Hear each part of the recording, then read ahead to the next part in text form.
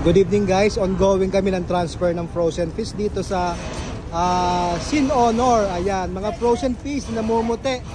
Yan ang Amerikanong tuna guys, maputi. Oh, galing sa aming bodega, sa aming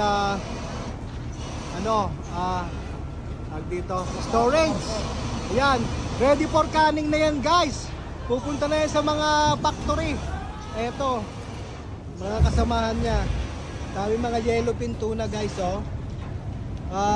Fresh na fresh yan nung na-frozen natin. So ngayon talagang matigas pa yan sa bato para pagdating sa mga canning natin dyan sa Pilipinas, sa Jensen, around the world, ay talagang good quality tayo guys. Diba, nalaki ng tuna natin ngayon, oh. Pati gulyasan, may naabot mga 7 to 8 kilo siguro to. Ayan. Oh, skipjack yan. Yeah, may skipjack yan, oh. Ang ating model si Boy. Ayan guys. So naghahango na kami. Almost 900 tons. 29 days kami guys sa laot. Ayan. Thank you Lord for the blessings. Ang laki-laki ng barko natin na pinagsasalinan ngayon. Ayan, oh. Parang building ng SM yan, oh.